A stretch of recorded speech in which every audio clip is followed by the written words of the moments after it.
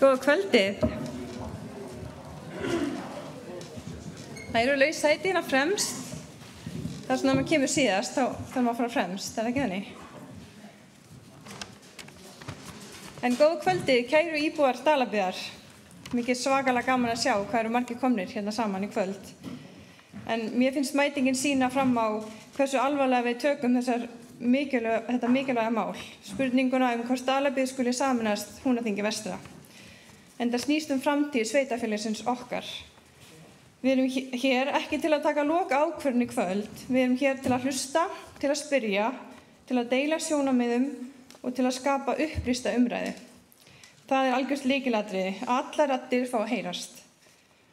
Sameining felur í sér stór tækifæri en hefur líka í för með sér breytingar sem við þurfum að vega og meta vandlega.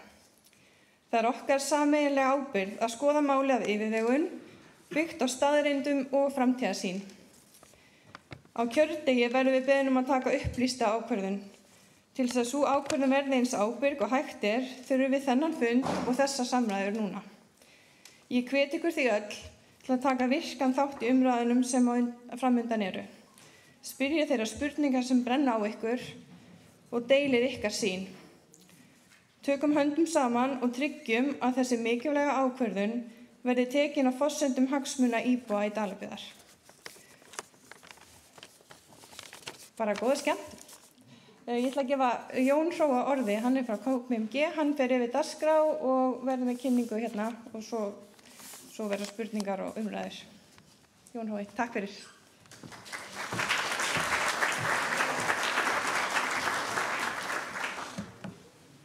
Já, komið í sæl. Það virkilega gaman að sjá hvað eru margir komnir.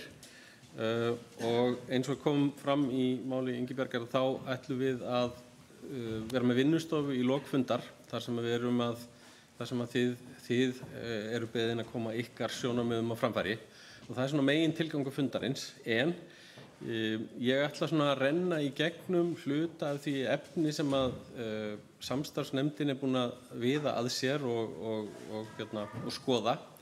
Að baki þessu liggur umtalsvert gagnamagn sem að verður gert opinbert á VF samstarfsnefndarinnar sem heitir dalhun.is og nú ætla ég að biðja ykkur að rétta upp hönd allir þeir sem fóru að syngja lagið í huganum. Ok, ég ætti vona fleiri höndum. En hérna, allavega, við ætlum að svona renna í gegnum svona stóru þættina í þessu sem við erum búin að vera að skoða undanförnum vikum og mánuðum og eins og ég segi síðan að hafa samráði ykkur í lok fundarins. Og ef ég fæ tölvuna til að virka, þá skipti ég hérna yfir á dagskrána.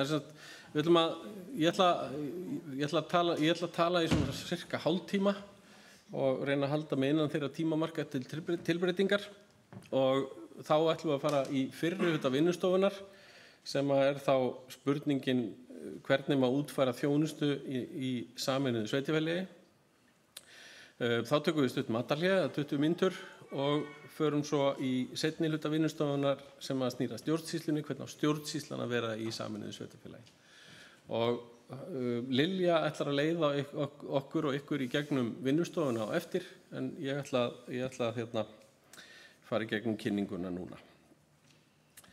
Og já, ég glemdi nú, við ætlum að bjóða upp á spurningar úr sal eftir kynninguna og þá ætla fulltrúarnir úr samstarfsnefndin að koma hérna upp og þið getið beint spurningum til þeirra og þeir munu svara eftir bestu getu. En við ætlum að byrja á því að bara svona segja ykkur aðeins af verkefninu. Þetta semst verkefni sem þetta eru semst formlegar sameiningarviðræður eða formlegar viðræður sameiningu sveitarfélaganna Dalabyggðar og Húnaþings vestra. Og í því felst meðal annars að það skipuð samstarfsnefnd sem að ísitja fulltrúar sveitarfélaganna tveggja og í nefndinni sitja Magnús Magnússon sem formaður og Magnús Vignir Eðvaldsson og þeir sitja báðir fyrir Húnaþing vestra en Ingibjörg Þóranna Steinudóttir og Skúli Hreinn Guðbjörnsson sitja fyrir hönd Dalabyggðar. Og með nefndinni starfa síðan Björn Bjarki Þorsteinsson, sveitarstjóri Dalabyggðar og Unnur Valborg Hilmarsdóttir, sveitarstjóri Húnaþings vestra. Og ferlið búið að vera í gangi núna síðan í janúar og þá hófust könnunarviðræður þar sem að þessi hópur kom saman og byrjaði að ræða það hvort það væri þess virði að skoða þetta nánar og niðurstaða þeirra var að leggja til við sveitarstjórnirnar að það yrði farið í formlegar viðræður og ákvörðun formlegar viðræður var síðan tekin í júní. Og við erum núna í þessu ferli hérna sem að þá tillögugerð og álit. Tillagan liggur í sjálfu sér fyrir og það liggur líka fyrir að það verður kosið hana og tillagan sameining Dalabyggðar og Húnaþings vestra og kosningarnar verða það bara já og nei spurning, við gerum þetta eða við gerum það ekki. En það sem við kynnum eru upplýsingar sveitarfélögin, þannig að þið hafið forsendu til að bera saman og átt ykkur á stöðinni og hvað er gott og hvað er slæmt við hugsanlega sameiningu og svo álit nefndarinnar, það verður einnig kynnt. Og þessi kynning, hún þarf að fara fram að hefjast að lágmarki 20 dögum fyrir kosninguna og kosningarnar verða 28. nóvember til 13. desember.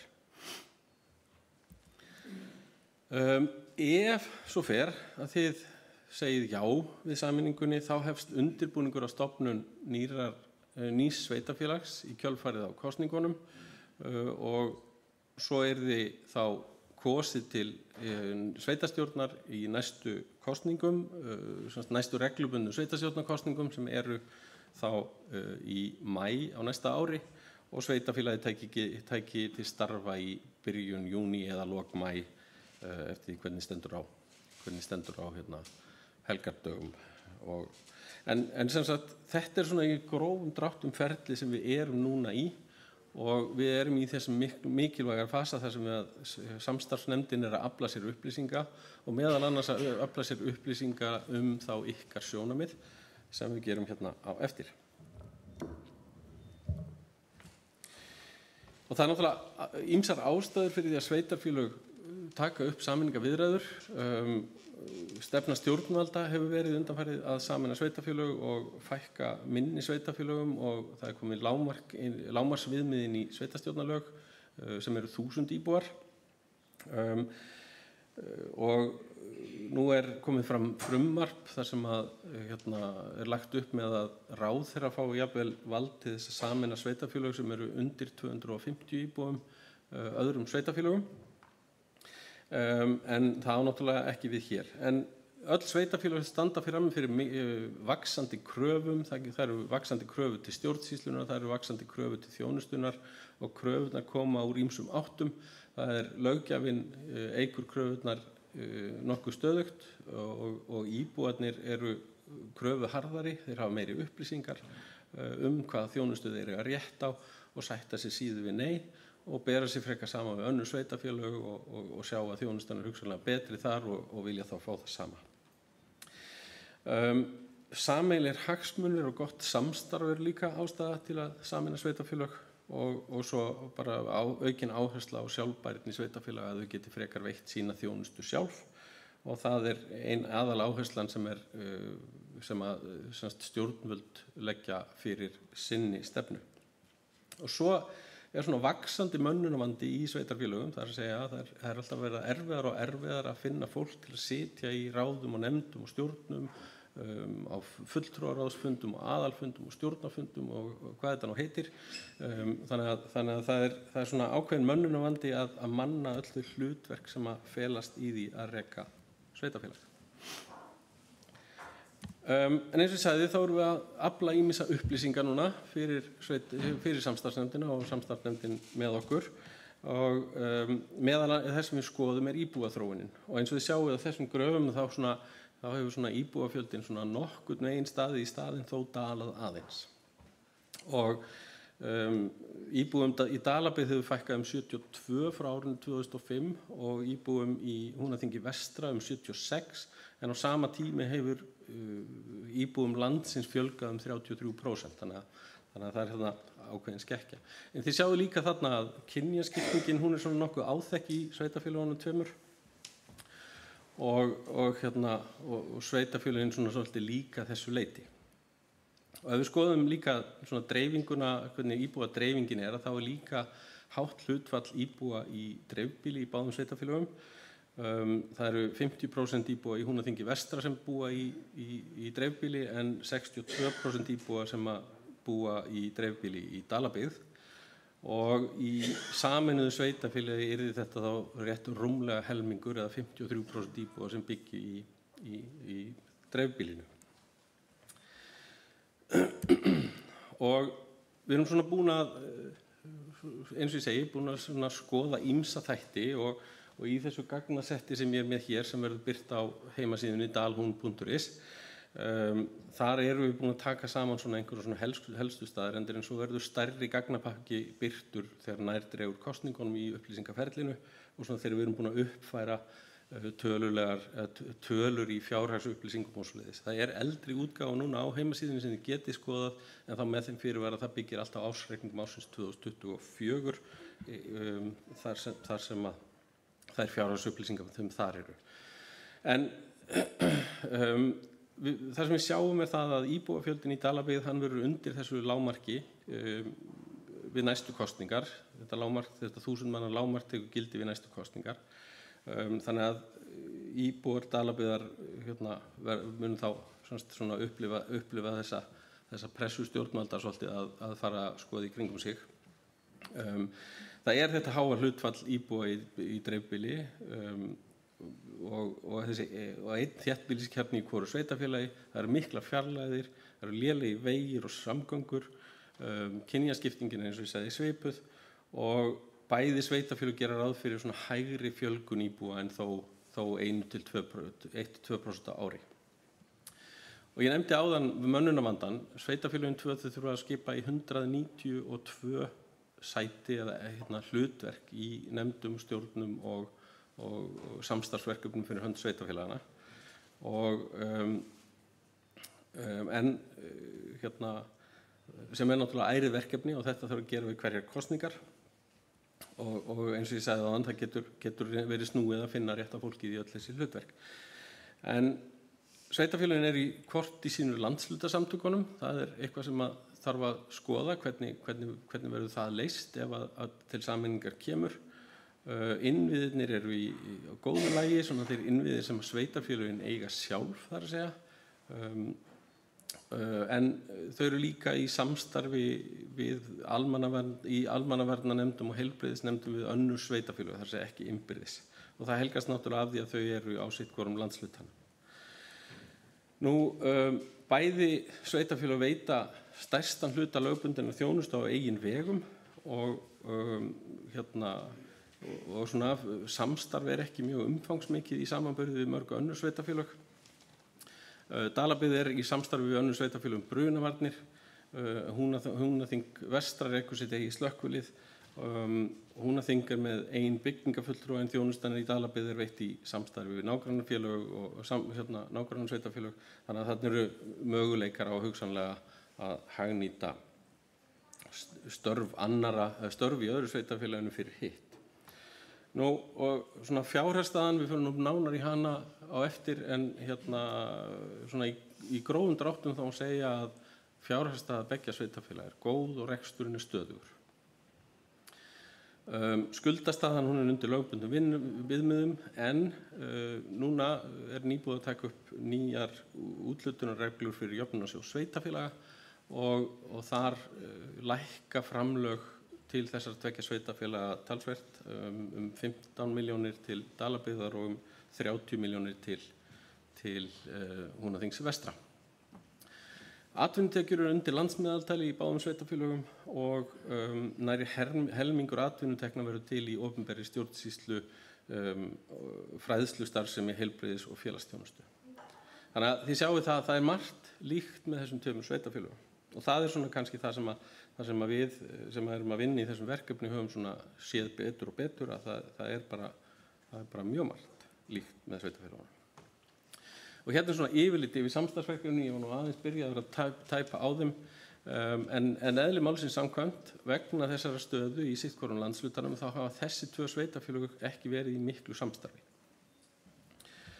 Og en hafa bæði samt verið í einhverju samstarfi við önnur sveitarfélög og það það náttúrulega eitthvað sem þyrfti að skoða ef af sameiningu verður. En ef af sameiningu verður, að þá erum við náttúrulega með nokkra þætti sem við svona getum séð fyrir, auðvitað margt óvíst, en það nokkrir þættir sem við getum séð fyrir að verða mjög líklega og við vitum það allavega að íbúafjöldin verður þá yfir þessu lágmarksviðmiði. Við erum þarna með 1900 íbúa í sameinuðu sveitarfélagi og það má velta fyrir sér hvort að það sé hvort að það hafi einhver svona áhrif á sjálfsmyndina að vera hluti af stærra samfélagi eða hvað. En allavega þá teljum við að stærra sveitarfélag hafi meiri slagkraft þegar kemur að svona hagsmunagæslu fyrir íbúana. Það fækkar hlutverkunum sem þarf að skipa í. Það verður einhver sparnaður vegna fækkunar fulltrúa í yfirstjórn, sveitarstjóri og fleira sem nokkuð víst að fækkar í en á móti kemur mögulega að það verður einhver aukin fjarlægð á milli íbúa og þeirra sem að sinna þessum hlutverkum sem þarf þá eitthvað að vinna með. Betri fjárhagur sem við komum aðeins inn á eftir ætti að gefa svigrúm til að bæta starfsaðstæður kjörinna fulltrúa sem eru svona eitt af þeim atriðum sem að fæla frá í pólitísku starfi. Og ef við skoðum þjónustuna þá ætti líka að verða til eitthvert svigrúm þar til að bæta í þjónustuna, ráða fleiri sérfræðinga í stöður sem þarf og þess að með þeim fjármunum sem sparast í yfirstjórn, hugsanlega með öðrum hagræðingar í annarri hagræðingu og með þeim framlögum sem koma inn. Og við komum betur inn á það eftir að það eru umtalsverð framlög sem koma inn. Ég nefndi þessar nýju reglur úthlutun jöfnunarsjóðs og samkvæmt áætlunum jöfnunarsjóðs þá hækka framlögin til sameinaðs sveitarfélags miðað við það sem að sveitarfélögin fengju sitt hvoru lagi 77 milljónir á ári. Því til viðbótar fengi sameinaðs sveitarfélag 700 milljónir króna í sameiningaframlög. Það að segja það eru framlög sem eru þá til þess að standa straum af kostnaði við sameininguna sem eru 100 milljónir á hvort sveitarfélag og svo skuldajöfnunarframlag og eitthvað sem heitir byggðaframlag sem að ræðist aðeins af því hvernig íbúafjölgun eða íbúaþróun hefur verið í samanburði við landsmeðaltal. En 700 milljónir samtals sem að greiðast út á 7 árum. Og það náttúrulega eitthvað sem að hægt að nota til þess að lækka vaxtakostnað eða fresta lántöku, greiða niður lán ef þau eru uppgreiðanleg og þess háttar. Þannig að það yrði þá út úr þessu aukið svigrúm til þess að veita þjónustu og bæta í. Og reyndin í sameinuðum sveitarfélögum að það hagræði sem næst út úr sameiningunni, það nýtist frekar í það að bæta þjónustuna heldur en að safna fé.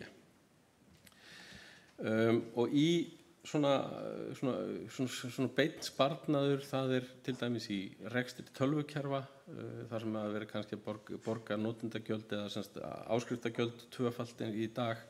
Endurskoðun, það fækkar reikningum sem þarf að gera og uppgjörum og svoleiðis.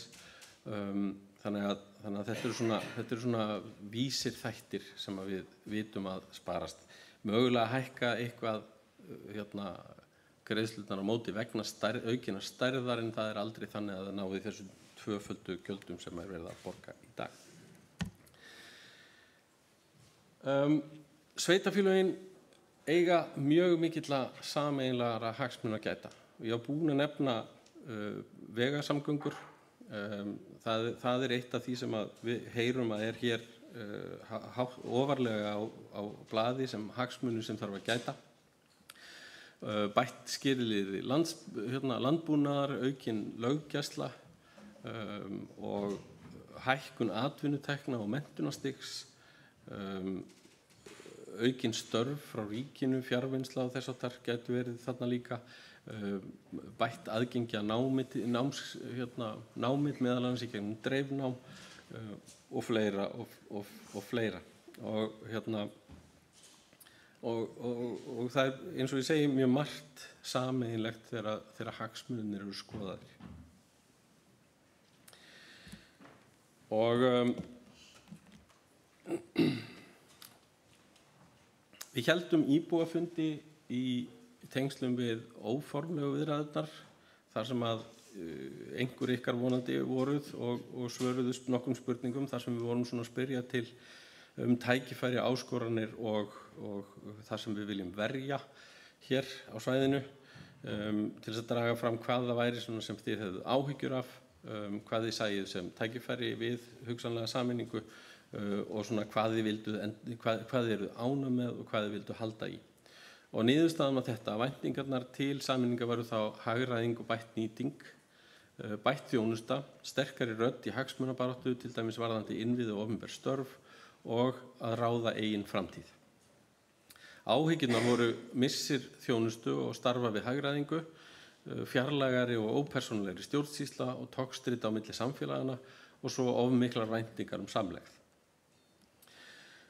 Tækifærin voru aukin sérhæfing í þjónustu, snúa við fólksfækkun, sterkara samfélag og fleiri og fjölbreyttari störf og það sem þið vildu tryggja eru betri samgöngur, að þjónustan haldist og batni, að byggja upp traust og samstöðu og fyrirbyggja togstreitu og jaðarsvæðavanda. Þetta svona samantekt á því sem kom fram á þessum fundum úr talsvert miklu efni. En mikill svona samhljómur í niðurstöðunum.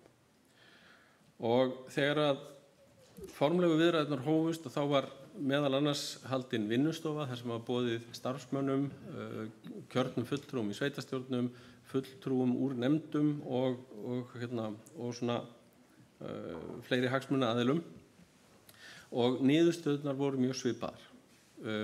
Sá hópur sá marga kosti, það er öflugt sveitarfélag með sterkan fjárhag og stjórnsýslu, fagleg þjónusta, meiri slagkraftur í hagsmunagæslu til að byggja upp innviði og auka fjölbreytni í atvinnulífi og aukið aðdráttarafl fyrir nýja íbúa og starfsmenn. Það er að segja aukin svona byggðafesta. Áskoranirnar voru að tryggja jafnt þjónustustig, að tryggja það að allir íbúar sveitarfélagsins hafi jafnan aðgang að þjónustu hvar sem þeir búa. Það að viðhalda staðbundnum sérkennum kom líka fram og svo það að tryggja nálægð og öryggi í þjónustu. Þannig að þið sjáu þennan samhljóm á milli íbúa og þeirra sem starfa í þessum í sveitarfélögunum og svona mikið af því sama sem gengur í gegn í báðum hópum. En semst hóparnir fjölluðu annars starfsemina í þessum 4 flokkum sem þið sjáu þarna. Það var byggðaþróun sem eru skipulagsmál, menning, byggingamál og byggðaþróun almennt, íbúaþróun og svoleiðis. Það var rekstur sem fjallaði þá fjármálin og svona stjórnsýsluna og umsýsluna. Það var skólar, frístundir og lýðheilsa og svo velferðamál. Og það var áhugavert að skoða hvað var mikill samhljómur á milli hópana og hvað samhljómurinn við þessa niðurstöður íbúana var mikill. En eitt af því sem er mjög mikilvægt og við höfum aðeins komið inn á eru tekjustofnar sveitarfélagana. Og það er oft þar sem liggur einhver munur. Það er munur á gjaldtöku, það er munur á framlögum jöfnunarsjóðs náttúrulega, en munur á fasteignasköttum og útsvari og þess háttar.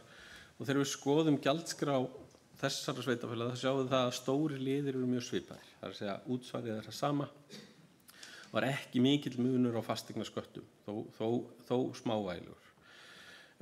Stærsti munurinn er eiginlega í svona liðum þar sem að varða kannski ekkert allt og marga eins og lóðalega ræktaðs lands á fermetra þar sem munurinn er 178 prósent, en það eru kannski ekkert ofsalega margir greiðendur á bakvið þessi gjöld. Það er smá munur á fyrir tæmingu rotþróa og þess háttar, en svona heilt yfir þá er þetta nokkuð svipað. Og samstarfsnefndin, hún hefur sammælst það að mæla með því við nýja sveitarstjórn ef af sameiningu verður að hún noti hluta af því svigrúmi sem verður til í fjárhag sveitarfélagsins til þess að jafna þá frekar niður á við heldur en upp á við. Þannig að hérna, íbúar verði ekki fyrir einhverjum fjárhagslegum áföllum af því að sameinast, ekki það, gjaldskráin gefur ekki til kynna að það sé hætta á því, en allavega að það sé gætt þessara sanngirni við sameiningu ef af henni verður. Og ef við berum saman, að því að fasteignaskattar eru svona áþreifanlegur og verulegur hluti af innkomu sveitarfélagana, ef við berum saman jafn verðmætar eignir, ef við búum til svona sýnidæmi jafn verðmætar eignir í sveitarfélagunum tveimur, það getur verið mismunandi af gæðum og aldri og þess að en verðmætið það sama, að það sjáum við það að það er munur á einstökum liðum, en þegar við skoðum niðurstöðutölurnar þá munurinn ekki mjög mikill. Þið sjáum það að hérna, hann þarna 3.179 í þéttbýlinu, þar sem við erum að tala íbúðarhús, lóðarleigu, sorphirðu og förgun, vaskgjald og fráveitugjald, og hann 114.000 í dreifbýlinu, en það helgast mest af því að í öðru sveitarfélaginu rukkað fyrir eyðingu dýrahræja en ekki í hinu, af því að þjónustan einfaldlega ekki til staðar. Þannig að það skýrir þarna 90.000 krónur af þessum 114, þannig að 24.000 standa eftir. Þannig að það ekki mikill munur hlutfallslega á milli sveitarfélagana í álagningu á fasteignir. Mesti munurinn liggur í því hvar húsið er. Það að segja, það eru hérna 4 eða 5 matsvæði sem eru mjög mismunandi. Fasteignamat lægst á Borðeyri og hæst á Hvammstanga. Þannig að en svo við tölum betur aðeins meira þetta jöfnunarkerfi sem ég nefndi áðan, að þá sjáum við það að það eru svolítið peningar í því að sameinast. Það þýðir ef að sveitarfélagin sameinast, þá þýðir það að framlög jöfnunarsjóðs hækka 77 milljónir króna frá því sem að samanlögð framlög sveitarfélagana yrðu annars. Og þarna erum við að reikna, þetta byggt á áætlun jöfnunarsjóðs sem byggir á ársreikningi ársins 2024 og forsendur þessa gjalds eða þessara framlaga hafa ekki breyst mikið eða eru ekki líklega til að breytast mikið á næstunni. Hins vegar þá talaði líka sameiningarframlög og þar erum við að reikna, þar erum við að áætla þessi sameiningarframlög út frá útgönguspám ársins 2025 af því að Dalabyggð í miklum framkvæmdum og fjárfestingum sem koma inn sem auknar skuldir á árinu 2025. Ef við miðum við árið 2024 þá eru framlegin 402 milljónir samtals. Ef við hins vegar miðum við núna útgönguspá ársins 2025 þá hækka skuldajöfnunarframlögin talsvert, sérstaklega hjá Dalabyggð og fjárhæðin nær 694 milljónum króna. Þannig að það skiptir verulegu máli hvort við erum að horfa á 2024 eða 2025.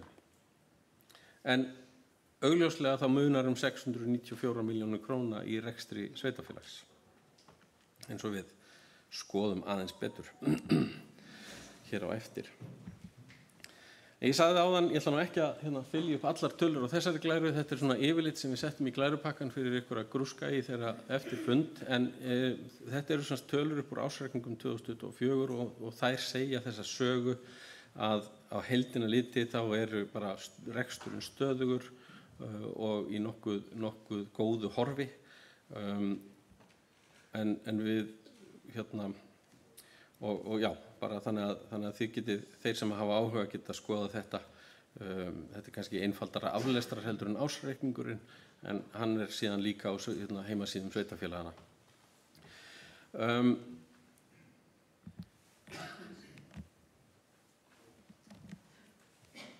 En sum sé, ef við skoðum fjármálin aðeins betur, þá eru nokkrar svona meginreglur sem gilda rekstur sveitarfélagana. Það eru 2 sem eru lögbundnar og það annars vegar það að skuldir sveitarfélags samkvæmt ákveðnum útreikningum mega ekki fara yfir 150% af reglubundnum tekjum. þetta kalluð skuldareglan. Þannig verið að horfa á A og B hluta í samanteknum reikningsskilum. Hin reglan svo að á hverju 3 ára tímabili á sveitarfélag alltaf að skila sér á 0. Það að segja ef það er -1 eða 2 ár þá þarf að vega það upp á 3. ári. Þannig að þegar það hort á 3 ára tímabil þá á það að vera yfir 0. Þetta svona meginreglurnar. En svo náttúrulega önnur regla sem segir að sveitarstjórnarmenn eiga alltaf að haga rekstrinum þannig að sveitarfélagi sé líklegt til að geta borið sig og rekið sig til langrar framtíðar. Þannig að það er svona meginreglan ábyrga fjármálastjórnun.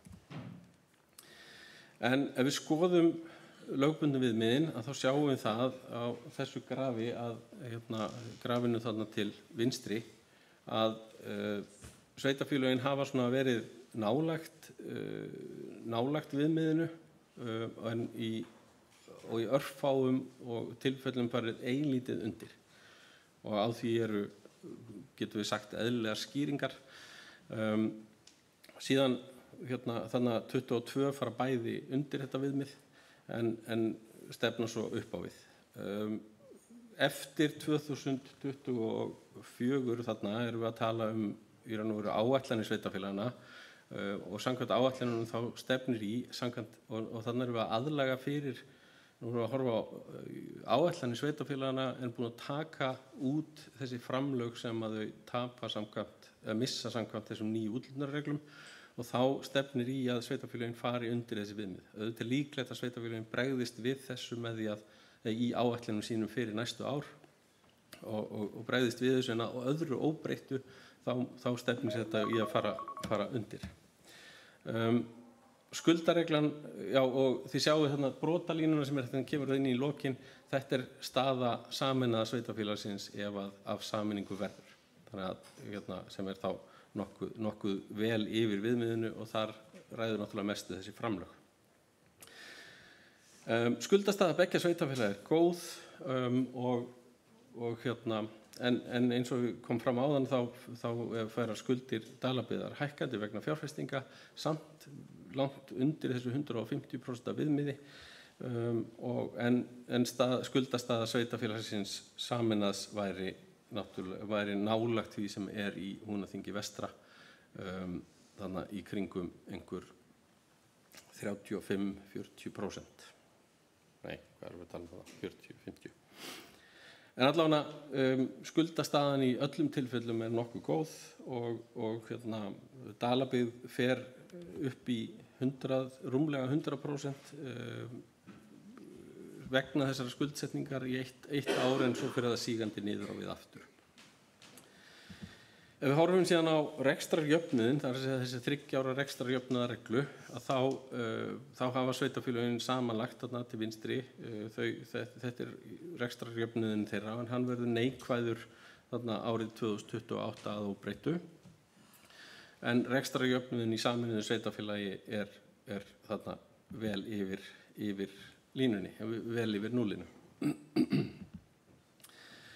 Ef við skoðum framleiða hlutfall, þetta eitt af viðmiðunum sem að eftirlitsnefnd með fjármálum sveitarfélaga horfir til, að það sjáum við þarna að ljósbláa línan sem Húnaþing vestra svona dansar við lágmarkið en Dalabyggð svona örlítið yfir lágmarkinu en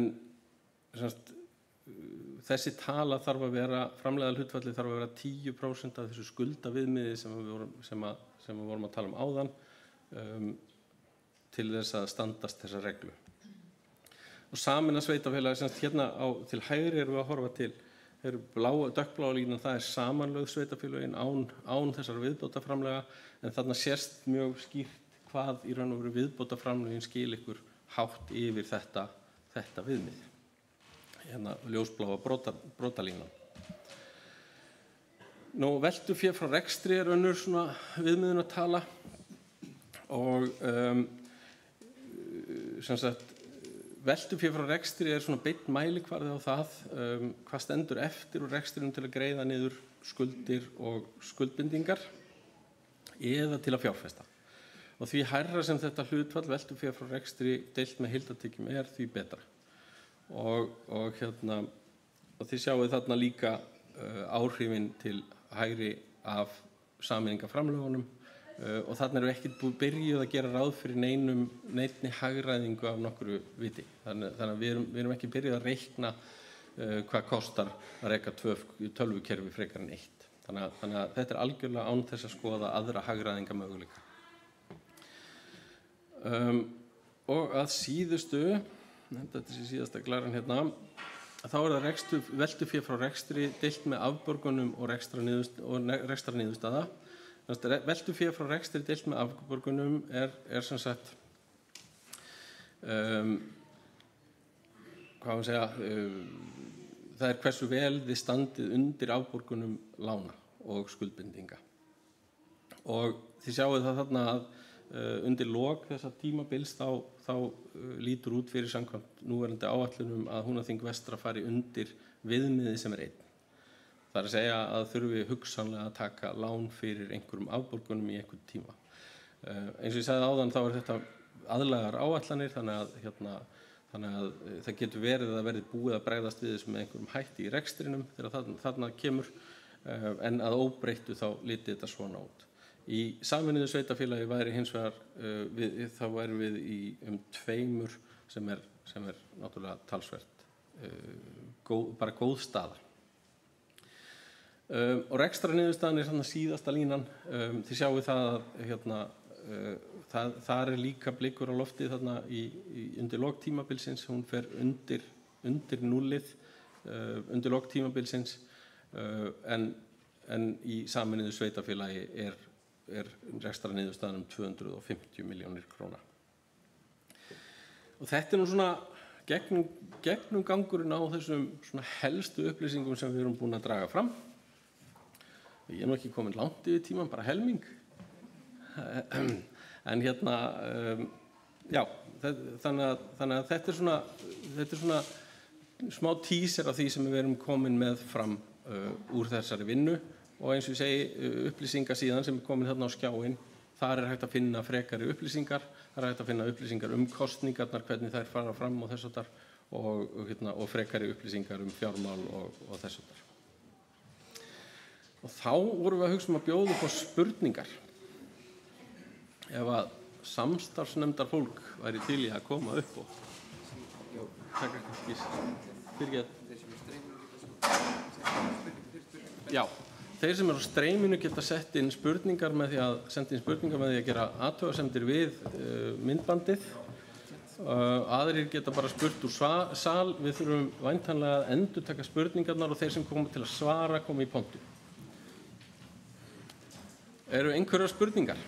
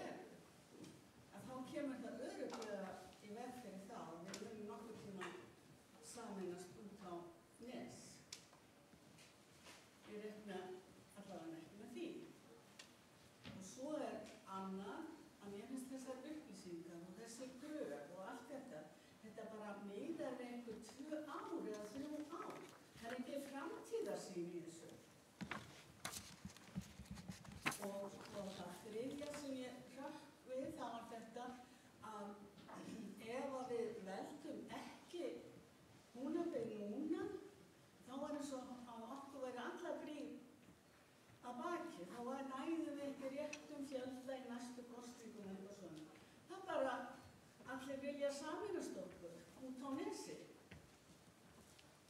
hverju þurfum við að vera eitthvað hrædd það? Og af hverju liggur okkur svona mikið á? Þarf þetta að gerast í þessar kosningar? Og getum ekki fengið að velja á milli einhverja kosta? En þetta ætlum við að vera eitthvað að ræða hvenær við verðum búin að borga af íþróttahúsinu sem við örugglega þurfum létt með eða eitthvað annað. Það finnst mér einhvern veginn ekki skipta öllum málum en að horfa til lengri framtíðar.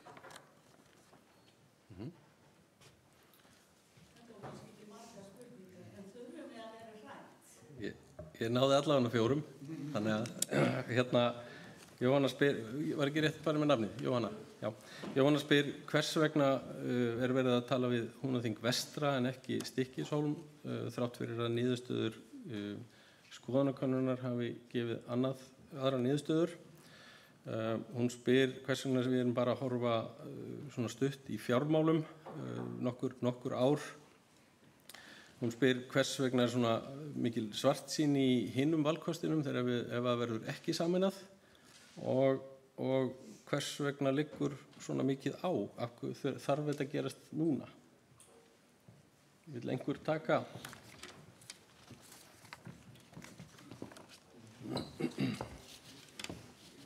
Já, takk fyrir. Takk fyrir spurningana, Jóhanna. Ég glemdi nú að kynna mig áðan en ég heiti Ingibjörg og oddviti Dalabyggðar og líka búin að vera meðlimur á samstarfsnefndinni. Já, hvers vegna hún verst en ekki Stykkishólmur? Það náttúrulega, þessi sveitarstjórn lagði upp, þegar við vorum kjörin, þá lögðum við upp með að skoða samningamál á þessu kjörtímabili. Við erum búin að tala alla aðila sem liggja að okkur. Við töluðum við Snæfellsnes, allt, ekki bara Stykkishólm, heldur allt Snæfellsnes. Við töluðum við Reykhóla og við töluðum við Strandir og við töluðum við Húnaþing vestra og þreifum á sameiningaviðræðum allstaðar. Það var áhugi Húnaþingi vestra hjá sveitarstjórn þar. Þannig að þær sameiningaviðræður héldu áfram. Þess vegna erum við hér. Skoðanakönnun sem var gerð samhliða kosningunum 22 voru með 3 kosti sem allir voru mjög jafnir. Stykkishólmur skar sig ekki úr við hina kostina. Þannig að við bara fórum hringinn. Það er bara staðreyndin. Framtíðarsýn í fjármálum, sveitarfélög gera 10 ára áætlun í sínum fjárhagsáætlunum. Það er kannski ekki verið að sýna það öll núna en við viljum gefa eins margar upplýsingar hægt og það er hægt að nálgast þessa 10 ára áætlunni hjá sveitarfélögum á heimasíðu. Hvað liggur á? Kannski liggur ekkert á, við erum náttúrulega bara að opna umræðuna núna. Þetta er í höndum íbúa Dalabyggðar hvað við gerum, en okkur langar samt líka að vera á undan áður við erum neydd í eitthvað. Núna er umræða að vera jafnvel að neyða sveitarfélög sem ná ekki löglegu lágmarki íbúafjölda til sameiningar. Og mig langar persónulega ekki vera þar að minnsta kosti. Er ég að gleyma ykkur? Einhver sem vil bæta við? Ég bý í Dalabyggð, í Rauðbaraholti í Hvammsveit.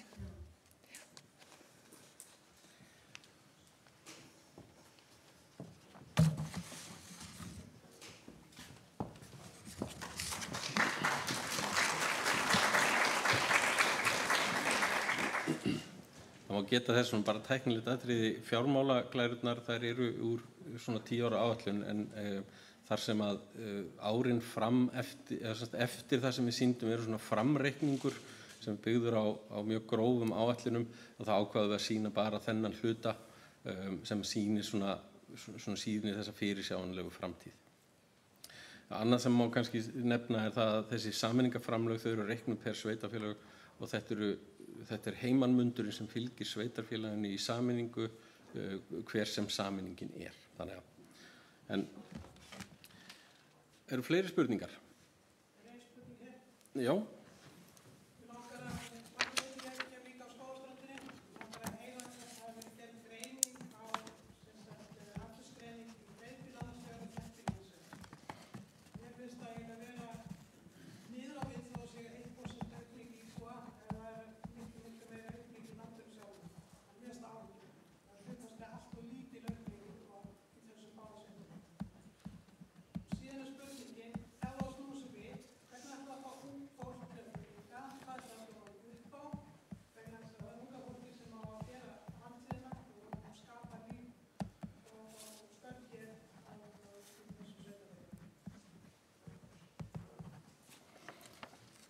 Já, Margrét spyr, hefur verið gerð aldursgreining á íbúum sveitarfélagana og í dreifbýli og þéttbýli og hún spyr í framhaldi af því hvernig á að fá unga fólki til þess að flytja á svæðið. Verið þið?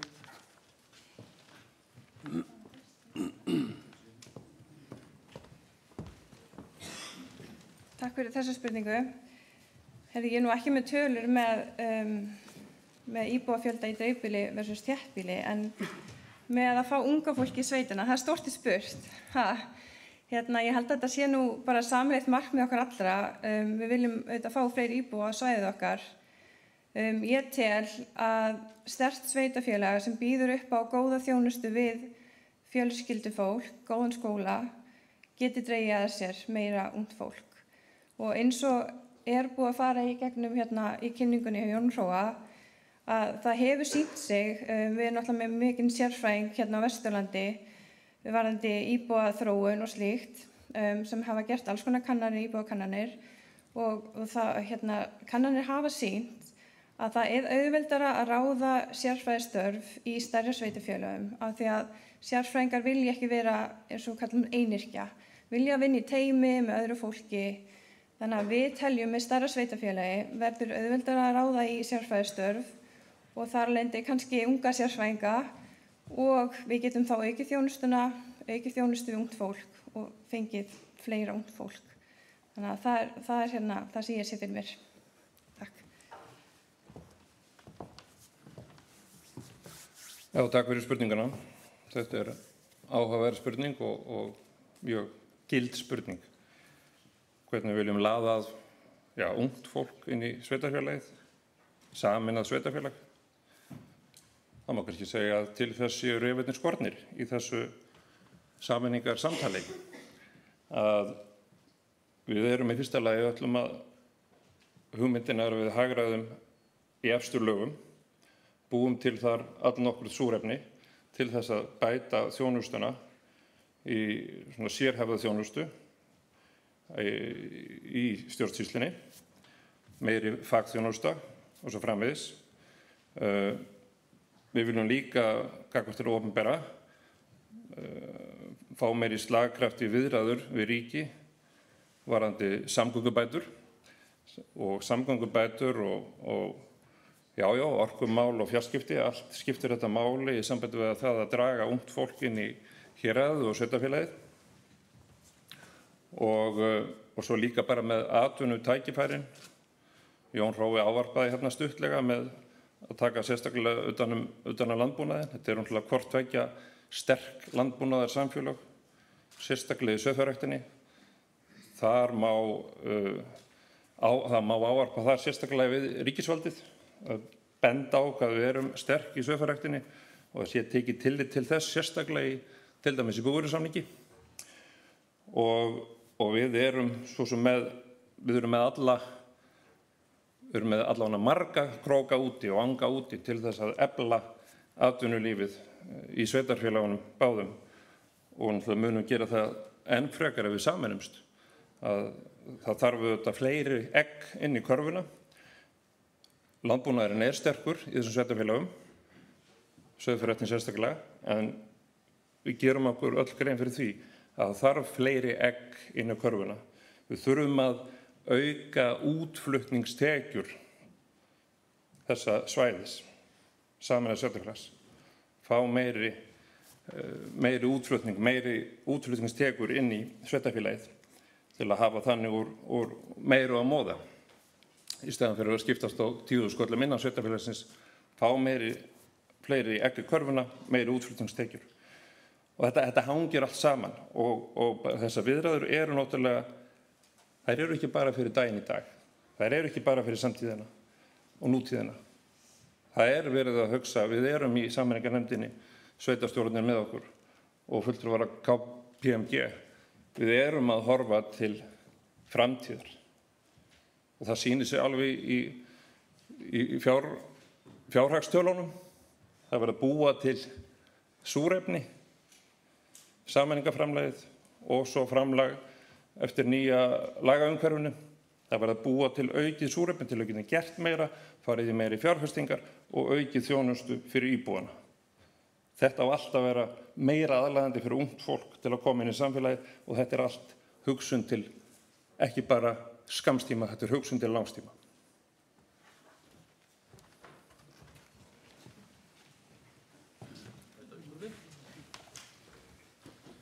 Góða kvöldi, Garðar heiti ég, varaformaður byggðarráðs Dalabyggðar. Ég langar að koma aðeins betur inn á einn punkt sem að komið inn á áðan í sambandi við unga fólkið og hvernig við náðum heim.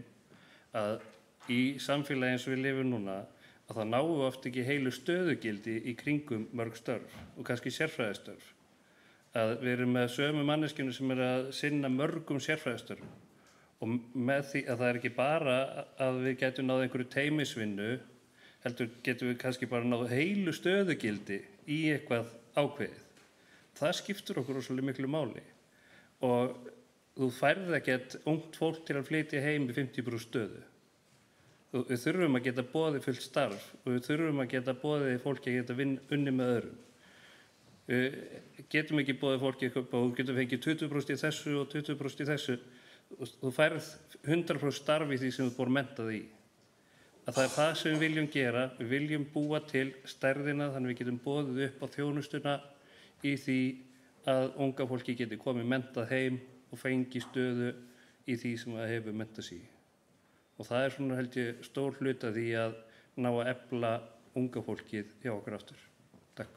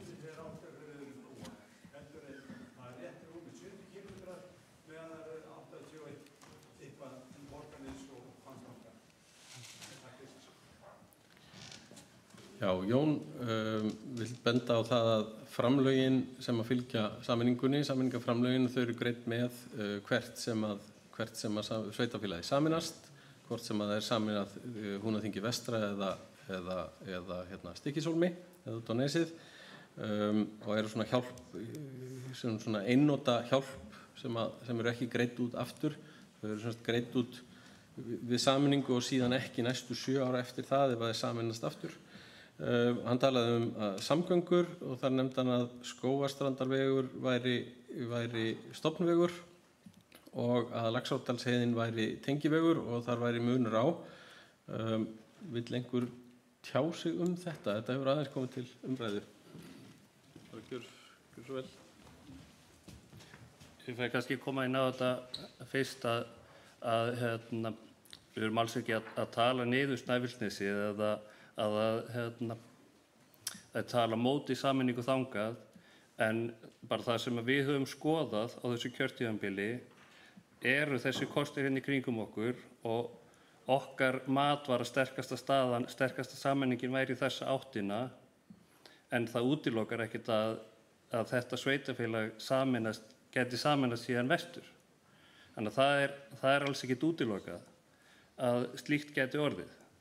Að þessar sameiningar munu verða miklu stærri og þetta verður ekkert endilega stopp þegar við horfum lengra fram í framtíðina. En ef við horfum svona í næstu skref, að þá horfum við á þetta sem sterkt skref og þess vegna viljum við leggja það fram sem valkost, sem er svo metið hérna, fundið hvernig við sæjum þetta fyrir okkur, það er svo kynnt og svo kjósum við það. Og þannig við höfum fullt val á því að kjósa já með því eða hafna því og þá getum við bara skoðað aðra kosti. Þannig að þetta engin endir á neinu þessar sameiningu núna, eða þessar viðræður núna. Þannig og svo talandi vegamálin þá höfum við nú barist mikið fyrir bæði Skógarstrandarveginum og Laxdalsveginum. Og það verður ekkert stopp á því þrátt fyrir sameiningar í þess áttina. Takk. Það má bara nægja þessu með sveitarstjórn Hvanneyrar því miður bara þess nýlega sem hún sýnt áhuga á Skógarstrandarveginum. Árunum saman hafa þeir ekkert talað annan Bröttubrekku og Laxdalsheiði og Svínadal.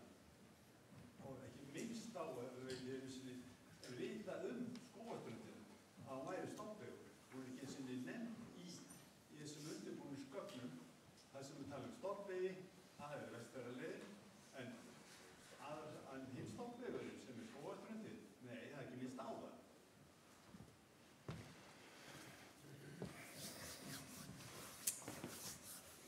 Ég ætla að byrja að kynna mig núna til tilbreytingar fyrir það sem mun ekki eftir mér frá því síðast. Ég heiti Magnús Magnússon og formaður byggðarráðs Húnaþings vestra. Við erum stödd í Búðardal og þetta bara þannig að náttúrulega hvor íbúar í hvoru sveitarfélagi sig bara taka ákvörðun þetta í kosningum og bara lýðræði ræður og það bara hið besta mál. En við erum bara að leggja okkur fram hérna að kynna málinn sem best fyrir ykkur. Ég ætla kannski bara rétt að ávarpa samgöngumálin. Við höfum átt fund með innviðaráðherra. Áttum fund með honum fyrir bara fáum dögum síðan. Þar sem við vorum að taka utan helstu samgöngumál sitt í hvoru sveitarfélaginu. Við höfum lengi verið að berjast fyrir Vatnsnesvegi sem svo sem komin af stað og bara að verið keyrt áfram á það verkefni. Og ég veit að Dalamenn voru þar og hafa verið að berjast fyrir Laxárdalsheiðinni sem tengivegur og hún búin að hálfu, hún búin okkar megin. En þeir eru líka og hafa verið að berjast fyrir Skógarströndinni og þar hafa verið teknir leggir á undanförnum árum. Og á þessum fundi voru Dalamenn að berjast fyrir því áfram. Og Skógarströndin, að framkvæmdum við Skógarströnd yrði hraðað, þannig ég hef svo sem ekki orðið varið annað en að Dalamenn hafi haldið þeim vegi hátt og loft. Og svo vegalengdin Hvammstangi Búðardalur og Búðardalur Stykkishólmur, hún nánast á pari. Þetta eru rétt 80 km hvor leið. Það eru 76 km á vegamótanum hérna og 4 hingað, þannig að það eru 80 í Stykkishólm og svo rétt rúmur 80 á Hvammstanga.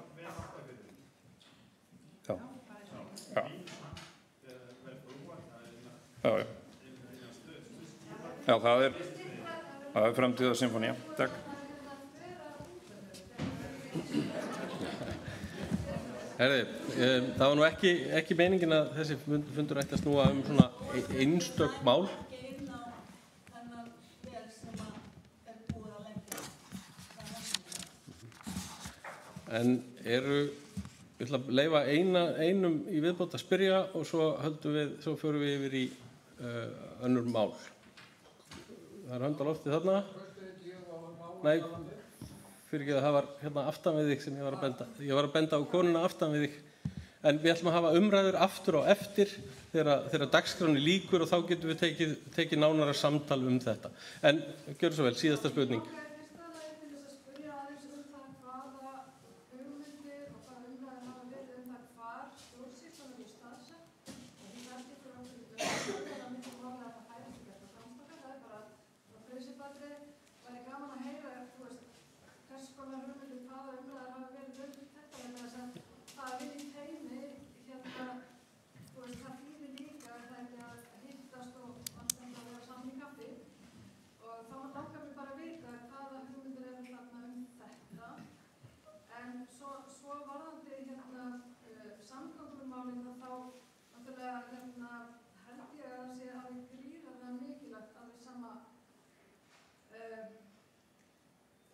ef það verður hvort sem þessi sveitarfélög sameinast ekki, það verður að fá Skógarströndina vegna þess að hún er grundvöllur þess að við getum verið með ferðaþjónustu sem er útflutningsgrein og sem getur hingað inn frá öðrum svæðum og öðrum löndum.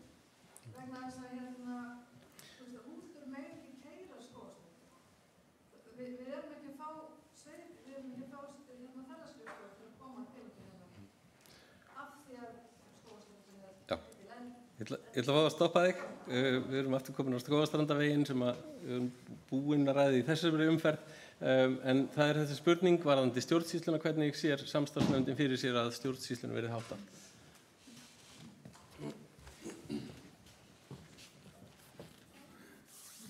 Má ég ræða Skógarströndina? Og ég fari í skilgreiningar, hvar Skógarströndin byrjar og hvar hún endar. Ég var að tala að leggja, það eru konið leggir hérna á stað frá vegamótunum. Þú varst ekki nákvæmlega að koma út úr Skógarströndin. Nei, ég bara ítreka það eru komnir leggir á stað í áleiðis á Skógarströndinni.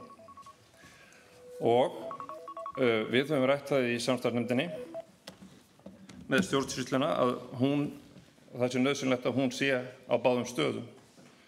Alveg eins og með skólana, það er ekki verið að tala að leggja niður. Við erum að tala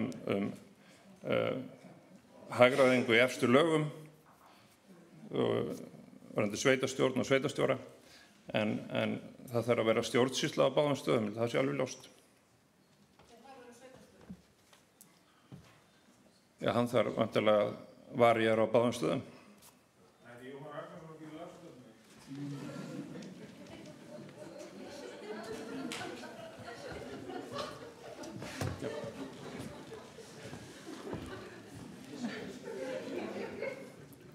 Mér langar kannski bara að bæta einu við, en einmitt við erum hérna í kvöld líka mikið til að ræða stjórnsýsluna, hvernig íbúar sjá fyrir sér að stjórnsýslan þyrfti að vera ef af sameiningu verður. Þannig að það er svolítið stóra spurningin í kvöld, eigum við þá ekki bara að segja þessum umræðum lokið, þangað til eftir. Já, við ætlum að taka 10 mínútur í þetta núna, það verður opið fyrir spurningar aftur í lokin, við verðum að halda þessu dagskránni áfram. Við ætlum að taka eina spurningu, ekki spurningu heldur, eitt umræðuefni núna fyrir mat og svo verður matarhlé. Kvenfélagið Fjóla sér súpu í kvöld, það hlakka til. En það verður opið fyrir spurningar aftur og eftir.